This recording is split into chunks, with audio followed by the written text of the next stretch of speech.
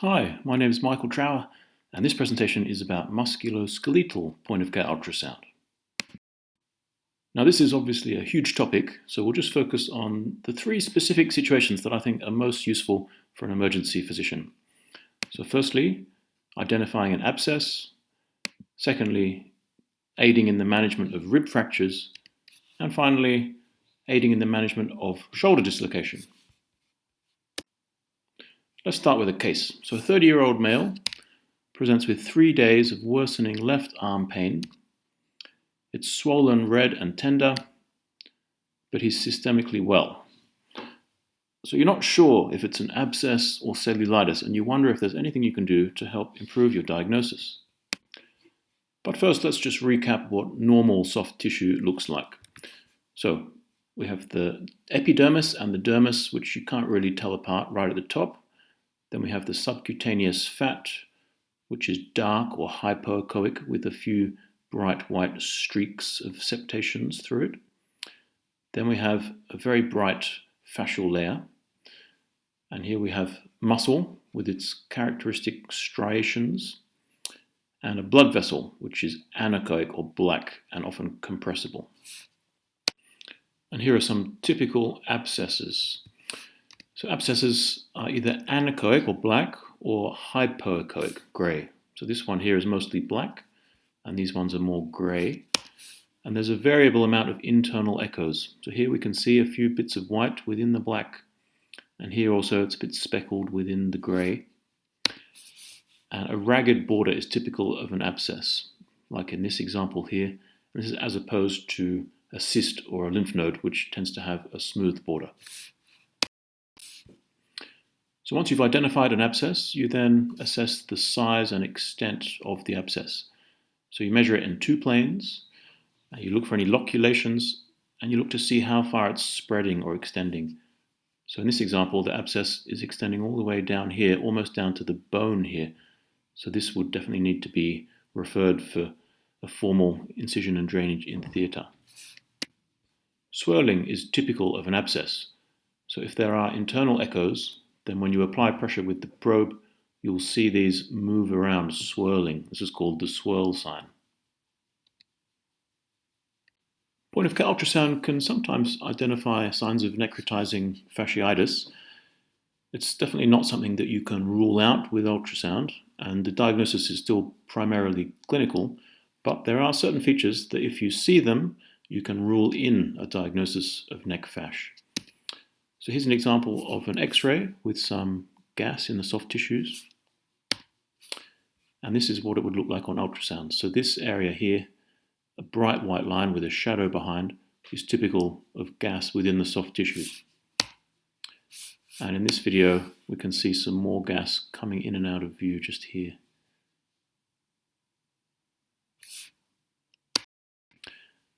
The other sign to look out for in neck fasc is fluid along the fascial planes. So here we can see the bright white fascia with the black or anechoic fluid just above it. Again here, bright white fascia, a thick band of fluid above the fascia there. And here, more fluid in the interfascial plane, and here. And the thicker this band, the more specific that is for neck fasc. So if it's more than 5 millimeters, that's highly specific for neck fasc. Color Doppler is useful in the assessment of an abscess for two reasons. Firstly, just in identifying that it is an abscess. So abscesses classically don't have much color Doppler signal within them, and just a few little vessels around the edge, whereas a lymph node will light up on color Doppler, and a pseudoaneurysm as well will be full of color Doppler signal. Second reason color Doppler is useful is identifying nearby vessels. So in this video, there's an artery with a lot of color Doppler signal within it, and then just next to the artery, this dark or hypoechoic area is an abscess. And so it's really important to know that there's an artery right next to it, because this is not something that we should attempt incision and drainage in ED. This is something that should be done under imaging guidance or in theatre. And here's a lymph node with color Doppler. So as long as you've got your color Doppler gain set to an appropriate level, then you should see some blood flow within the lymph nodes because they're highly vascular. and this is as opposed to an abscess, where there's usually very little blood flow within the abscess and just a few vessels around the edge. Ultrasound can also be useful in identifying foreign bodies. Some materials that are not visible on CT are visible on ultrasound, such as wood. So in this video we have the bone here with a shadow behind. Here's the soft tissues, and this lesion just here is a foreign body. So there are also typical appearances of cellulitis on ultrasound, and the classic finding is called cobblestoning. So if you remember when we showed you the normal appearance of soft tissue on ultrasound, the subcutaneous fat layer just under the skin was quite dark or hypoechoic, and there were just a few thin white streaks running through it, which were just the septations between the fat lobules. However, if there's cellulitis, the fat lobules become inflamed and bright or hyperechoic, and fluid collects around these septations. So you have these fat lobules swimming or floating in fluid, and this gives the appearance of cobblestones. Another possible sign of cellulitis is just a loss of normal tissue layer definition. So here on the left, this is normal. We've got skin, subcutaneous fat, got a fascial layer here, some muscle. And here on the right, we've lost all of those normal layers. So it's all just blurred and dirty. So loss of definition is another sign of cellulitis. So there are some traps to look out for when trying to identify an abscess. Several other structures can look similar. So the main differentials, potential false positives to look out for are lymph node, hernia, cyst, and pseudoaneurysm. So this is a typical appearance of a lymph node. So it has a classic oval shape with a bright or hyperechoic central hilum, and the edge is nice and smooth as opposed to the ragged edge of an abscess. Here's a video of some lymph nodes. These are enlarged and there's several lymph nodes, so together this could form quite a large mass clinically, and it could be mistaken for an abscess. Here's an example of a hernia. So this area here is hernia, and we can just see the stem of the hernia, the neck. And if you see peristalsis, then obviously you know that is bowel and not abscess. This is a sebaceous cyst, which again looks a bit like an abscess. The way to tell these apart is that a sebaceous cyst, or any cyst, will always have a smooth, thin wall, whereas an abscess often has a ragged wall. These black lines coming down are just edge shadowing artifacts. That's normal. Okay, let's look at some evidence. So Squire in 2008 looked at the accuracy of clinical exam for abscess and found sensitivity of 86 and specificity of 70.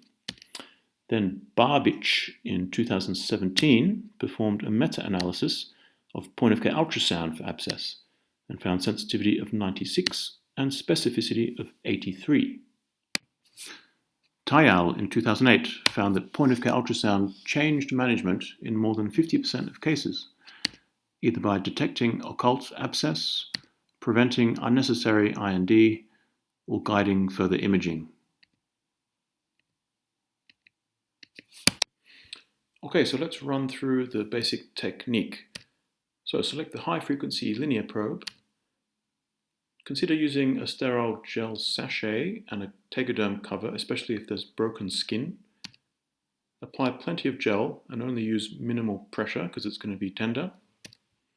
Scan from normal across the whole lesion into the abnormal area and then back into normal again. So you've scanned through the whole area of interest, and also make sure you've got sufficient depth to see beyond the bottom of the lesion.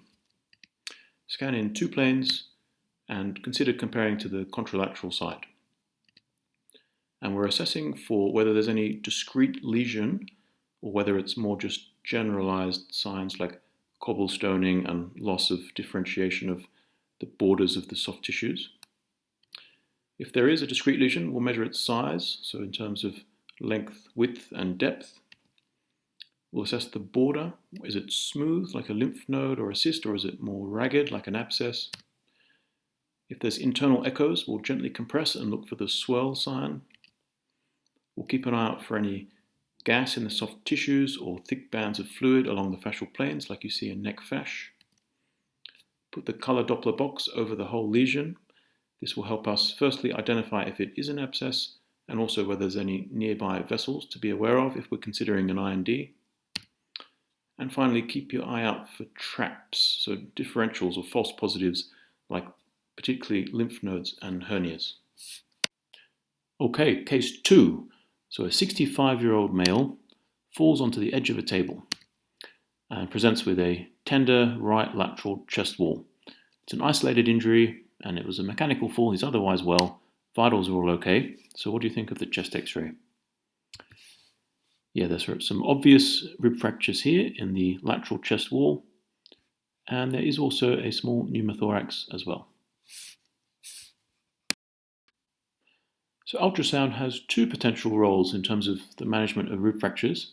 Firstly, in identifying the rib fractures, and secondly, in managing the pain with an ultrasound-guided nerve block. Now, in this case, the rib fractures were obvious on the chest x-ray, so there's no need for an ultrasound. However, if they were more subtle, there is evidence that ultrasound can improve diagnostic accuracy of rib fractures.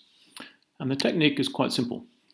Simply ask the patient where it's most painful and very gently place the probe on that point, or you could even have the patient place the probe at the point of maximum tenderness. Then gently slide along the rib in longitudinal axis for about 10 centimeters forward and back, and do the same for the rib above and below. And this is what you'll see. So this is the cortex here. This is an intercostal muscle just above it, and there's an obvious step. So a cortical irregularity, a discontinuity of the cortex here, and the same here. So they're pretty easy to identify with ultrasound. So if you're not sure on chest x-ray, consider adding in ultrasound to improve sensitivity of rib fracture identification. So the other potential role of ultrasound in the management of rib fractures is in ultrasound-guided nerve blocks.